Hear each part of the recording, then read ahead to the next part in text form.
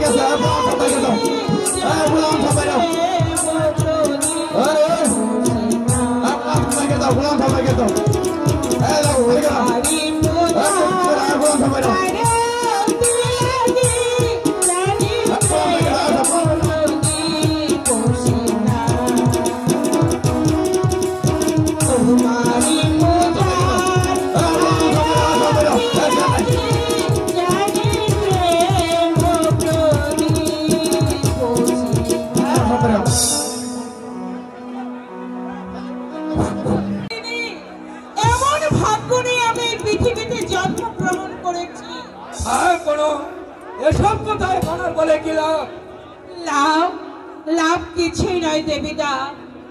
মাঝে মাঝে ভাবি এসব কথা আমি চিন্তা করব না, তবু অন্তরের অন্তঃস্থল থেকে বেরিয়ে আসে বুক ফাটা কান্নার হাহাকার।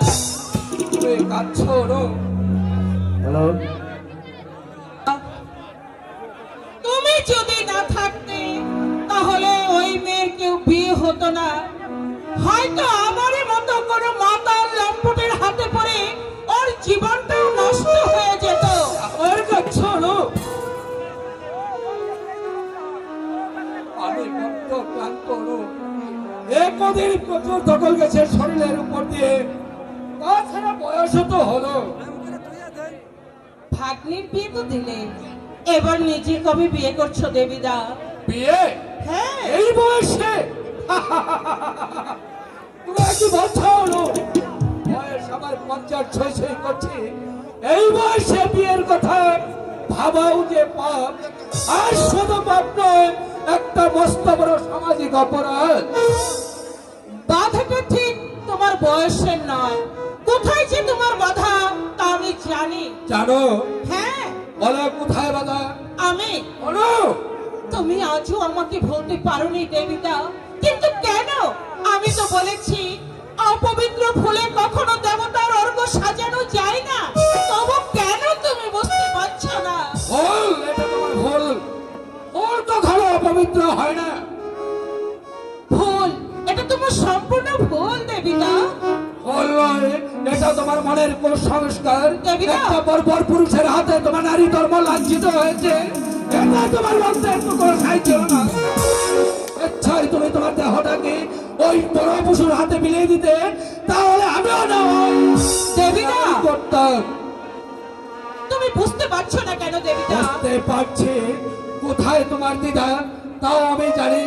তোমার প্রথম দ্বিধা, সমাজ আমাকে ধিক্কার দিবে। তোমার দ্বিতীয় বাধা, তোমার ছেলেমেয়েরা বড় হয়ে গেছে, তাতে আমার কোনো তাড়া নেই। যদি তোমার মন কখনো সায় দেয়, তাহলে তুমি আমাকে জানাবে, আমি সেই অপেক্ষাতেই থাকবো। নান্টুর কোনো খবর পেয়েছো? হ্যাঁ, গিয়েছিলাম তোমার ছেলের খোঁজে। আমি বস্তিতে বস্তিবাসীরা বলল 2 বছর আগে নাকি তোমার স্বামীকে পুলিশ ধরে নিয়ে গেছে, তারপর থেকে নান্টুর কোনো খোঁজ পাওয়া যায়নি। হয়তো বাপের মতোই কোনো চোর গুন্ডার দলে বেড়ে গেছে। না দেবীদা না, আমার নান্টু, আমার নান্টু। আর আশ্চর্য হবার কিছু নেই অনু, কঠোর বাস্তবকে অস্বীকার করে কোনো লাভ নেই। বাপের বিষাক্ত রক্ত দ্বারা ছেলেতে প্রবাহিত হচ্ছে, রক্তের দাবিকে অস্বীকার করে কোনো লাভ নেই। মাতালের ছেলে মাতালি হবে, কোনদিন ভদ্রলোক হবে না, ভক্ত হতে পারে না। দেবীদা, দেবীদা, তুই কাঁদছিস কেন রে অনুরাধা? কাঁদছিস কেন? একদিন তুই মা হয়েছিলি, 3 বছরের নাট্য পেটে ছিল নন্দিনী, হঠাৎ ঝড় উঠলো, ভেঙে গেল তোর সুখের ঘর। অনুরাধা নতুন নাম নিল বিষ্ণু দেবী।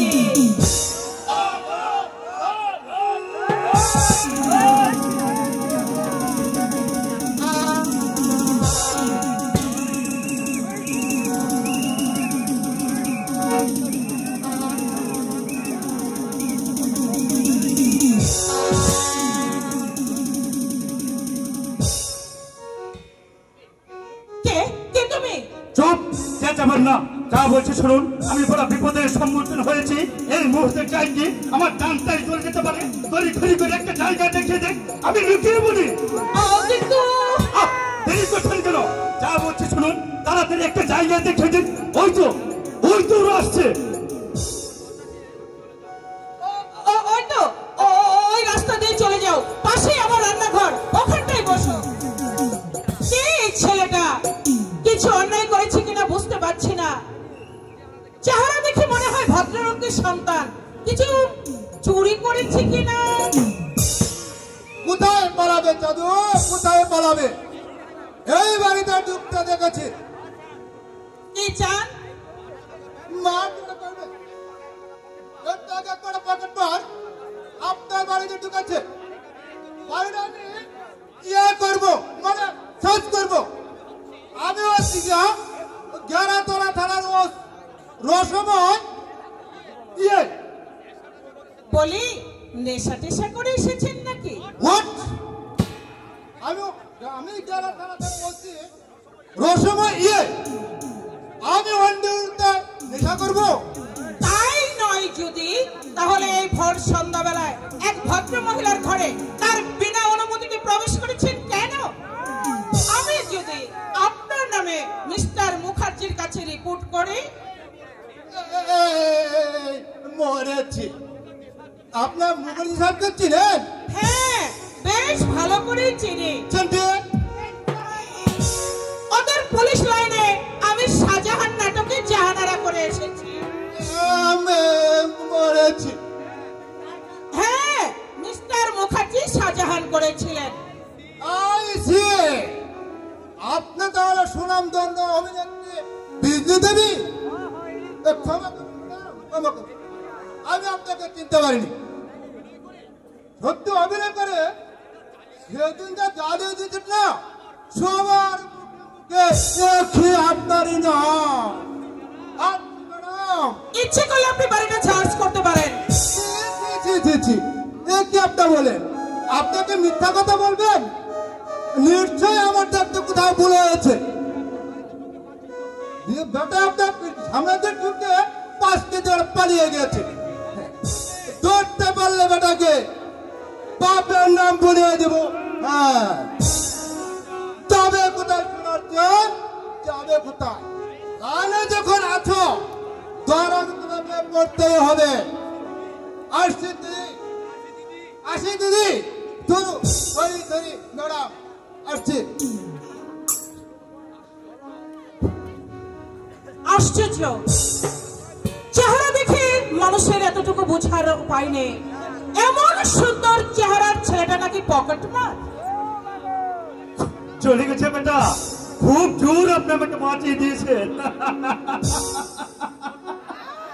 তাছাড়া বেটা এভাবে আমার পিছু নিয়েছিল, ধরতে পারলে 3 মাস 3 ঘর মাস অনিবার্য, আর মারগুলো তো ফাও। উঠিয়ে বেটা যেভাবে আমার পিছু নিয়েছিল, একটা গুলি করলে আমার আত্মারা একেবারে খাঁচা ছাড়া হয়ে যেত। কি নাম তোমার? প্রদীপ। প্রদীপ? দলহীন প্রদীপ। বাবা বেটা সত্যি রসবোধ আছে। এক কানা ছেলের নাম লিখেছে পদ্মলোচন। মানে তোমার? আরে ধর, মা থাকলে কি এই দশা হতো আমার? আমি মানুষ হয়েছি ওই বস্তির ছেলেদের সঙ্গে, ওখানে থেকে আমি লেখাপড়া শিখেছি। একদিন কলেজ থেকে ফিরে এসে চলি, বাবাকে পুলিশ ধরে নিয়ে গেছে। সেই দিন থেকে আমি বেরিয়ে পড়লাম পেটের ধান্দা। হয়ে গেলাম পকেটমার। প্রদীপ, তুমি হাসছো? হাসতে তোমার লজ্জা করি না? চেহারা দেখে তো মনে হচ্ছে ভদ্রলোকের ছেলে। কলেজেও পড়ছো বলছো, পকেট মারতে ছিনতাই করতে তোমার বিবেকে বাঁধে না? জ্ঞান দিচ্ছেন? দেখো, ওরকম জ্ঞান অনেক মূল্যায় দিতে পারে, কিন্তু পেটের ভাত কেউ দেবে না। বস্তির ঘরে আমি 3 দিন উপোস করেছিলাম। কেউ দেখে আমাকে একটি কথাও জিজ্ঞেস করেনি। মানুষের দুয়ারে দুয়ারে আমি ভিক্ষে চেয়েছি, সবাই দিয়েছে আমাকে অবাক্যার হাসি। মানুষের কাছে আমি কাজের জন্য গিয়েছি, কেউ আমাকে বিশ্বাস করেনি। প্রদীপ, আপনার চাইতে আমার বয়স কম হলেও এই সমাজটাকে আপনার চাইতে আমি বেশি ভালো করে চিনি। দুহাতে পেতে ভিক্ষে চাইবেন, কেউ আপনাকে একটি পয়সাও ভিক্ষে দেবে না। ছুরি ধরুন, লাঠি মেরে দুনিয়ার পাঁদর করিয়ে দিন, দেখবেন এই দুনিয়া একদিন আপনাকে সালাম জানাবে। প্রদীপ, চলি, ধন্যবাদ। কিন্তু আপনি আমার মায়ের মতো। প্রদীপ, বিশ্বাস করুন, ইচ্ছে করে আমি এই নোংরা পথে নামিনি। মাঝে মাঝে আমারও ভালো হতে ইচ্ছে করে কেউ যেন আমার অন্তরের অন্তঃস্থল থেকে আমাকে বলে ওঠে, এটা নয়, এটা নয়, অন্য কোথাও, অন্য কোথাও, অন্য কোনো খানে, কিন্তু কোথায় সে পথ আমি জানি না, আমি জানি না, প্রদীপ, আমি জানি না। প্রদীপ, যা ভেবেছিলাম তাই। মানে ছেলেটার, কিন্তু ওর ওই মুখটা যেন আমার অনেক দিনের চেনা বলে মনে হচ্ছে, কিন্তু কোথায় যেন দেখেছি আমি মনে করতে পারছি না। অথচ মনে হচ্ছে ওই মুখটা যেন আমার অনেক অনেক পরিচিত, কিন্তু কোথায় যে দেখেছি। মাই ডিয়ার অনু, এ সে কি বাবা, তুমি আমাকে চিনতে পারলে না? আমি তোমার প্রতি দেবতা শ্রী নটবর্ধন। আরে তুমি যে অবাক করে দিলে মাইরি, মাইরি অনুরাধা। আমার নাম বিজলি, অনুরাধাকে আমি চিনি না। মাইরি,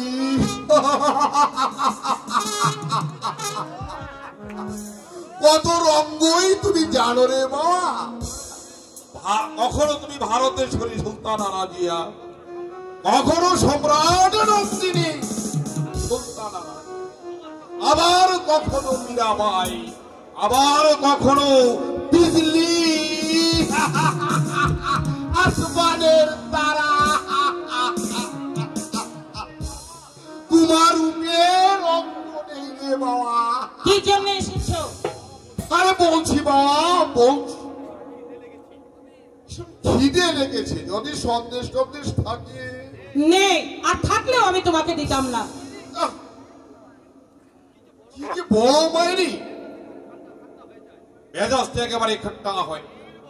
3 বছর বাদে জেল থেকে ছাড়া পেলাম, ভাবলাম প্রিয়জনের সান্নিধ্যে মনটাকে একটু চাঙা। আমি তোমার প্রিয়জন নই। বাট আজ নও, একদিন তো ছিলে। একদিন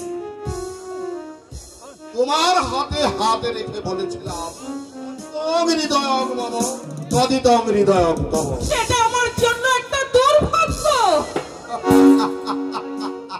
মাইনি অনুরাধা, তুমি এমন চেটান চেটান কথা বলো না, ভেতর একেবারে তা হয়ে যায়।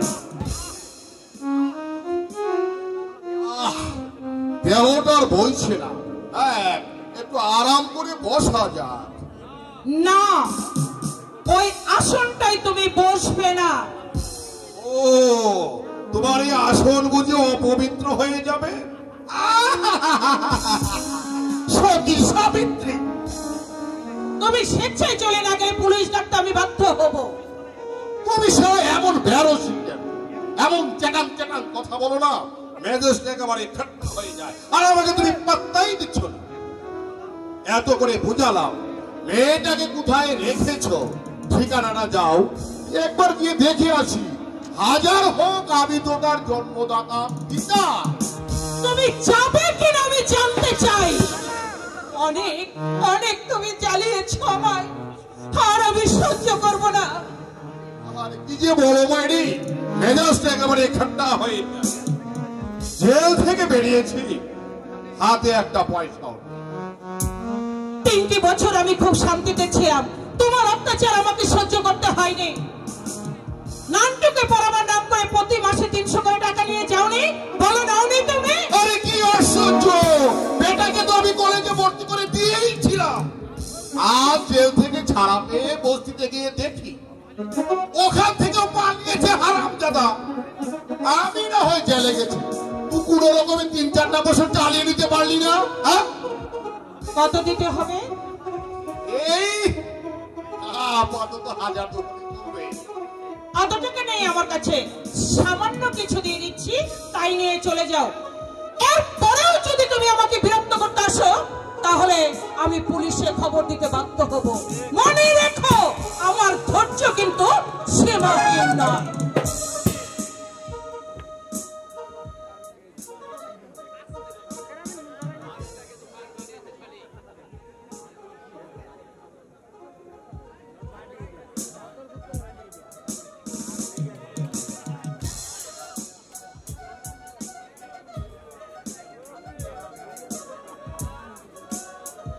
বাড়িটা কিন্তু বেশ ভালো সাজিয়েছে। একেবারে একেবারে যেমন তাজমহল। হ্যাঁ, এরকম একটা বাড়ি করার আমার ইচ্ছে ছিল। আজকাল অভিনয়ের লাইনে মেয়ে ছেলেদের ভারী কদর। এ বাবা জগদীশ্বর, এ জন্মে তো আর হলো না, আর সে জন্মে তুমি আমাকে মেয়ে ছেলে করে জগতে পাঠিও বাবা।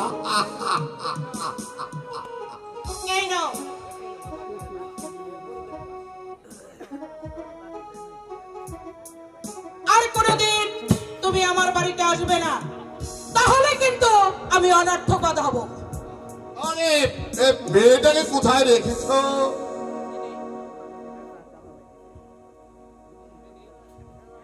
হ্যাঁ, নন্দিনীকে কোথায় রেখেছো? নন্দিনী? আমি জেলে যাওয়ার আগে অনেক করে জেনেছি, নন্দিনীকে তুমি কলেজ হোস্টেলে রেখেছো। আমি তোমাকে সাবধান করে দিচ্ছি, নন্দিনীর জীবনে যদি ঝড় তুলতে চাও, তাহলে তোমাকে আমি কুকুরের মতো করে গুলি করে মারবো। অনেক অনেক জ্বালিয়েছ তুমি আমাকে, আমার জীবনটাকে তুমি হাহাকারে ভরিয়ে দিয়েছ। আবার যদি আমার মেয়ে নন্দিনীর জীবনে ঝড় তুলতে চাও, তাহলে তোমাকে আমি কুকুরের মতো গুলি করে মারবো। কথাটা মনে থাকে যেন।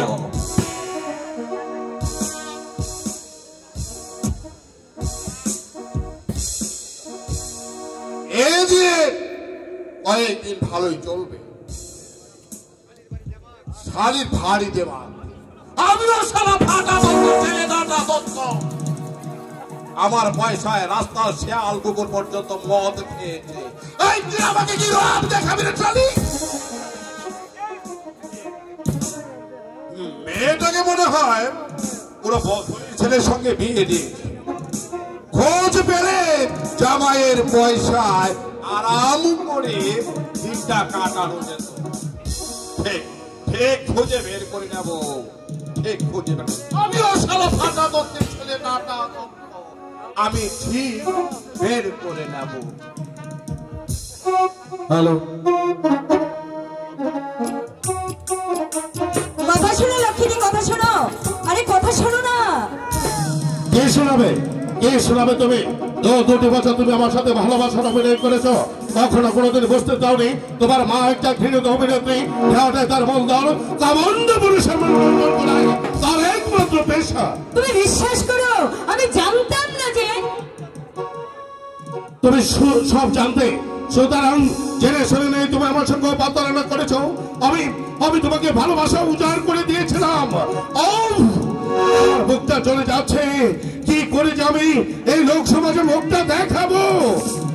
তুই যদি আমার উপর ঘৃণা হয় তাহলে একটা কাজ করো না, তোমার জীবন থেকে আমাকে মুক্তি দিয়ে দাও, আমি অনেক দূরে চলে যাব। মুক্তি দেব? হ্যাঁ হ্যাঁ, তোমাকে আমি মুক্তি দেবো, সেটা দাও। তবে ছাড় পত্র নয়, এই পৃথিবীর বুক থেকে আমি চিরতরে তোমাকে সরিয়ে দেবো, আমি নিজ হাতে তোমাকে হত্যা করে।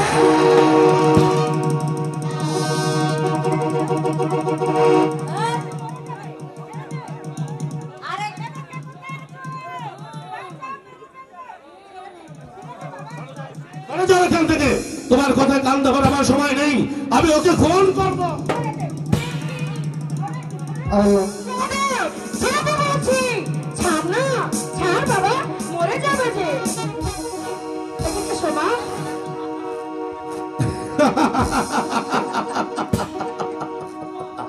তুমি কি করছো মা? তুমি ভাবছো সত্যি সত্যি আমি ওকে খুন করছি?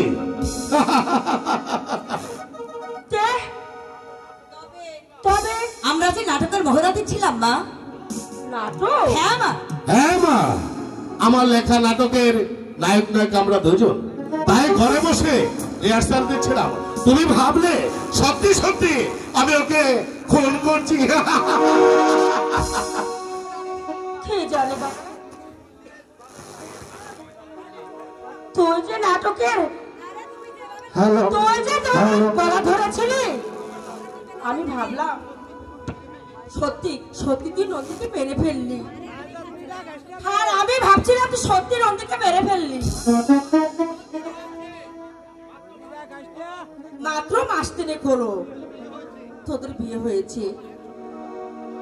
মা, আমার অ্যাকশনটা তাহলে খুব ভালো হয়েছে, তাই না?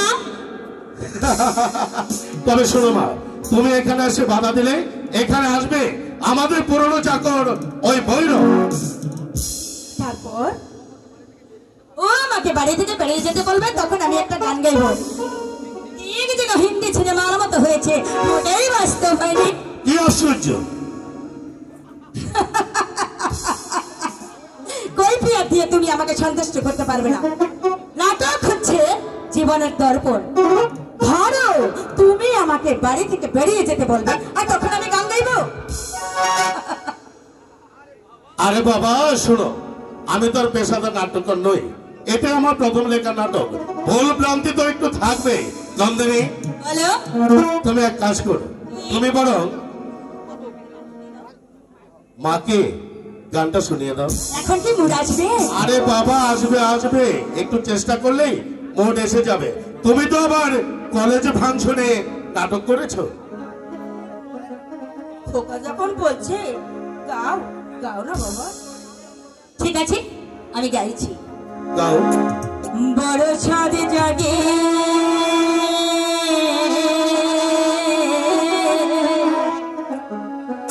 একবার তোমায় দেখিনি, কতকাল দেখিনি তোমায়, একবার তোমায় দেখিনি। স্মৃতি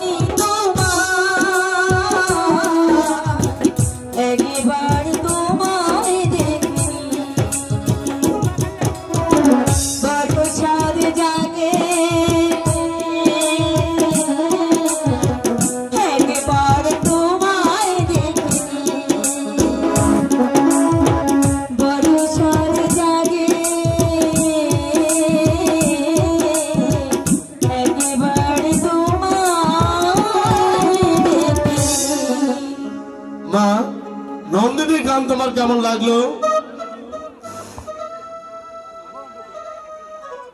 বাবা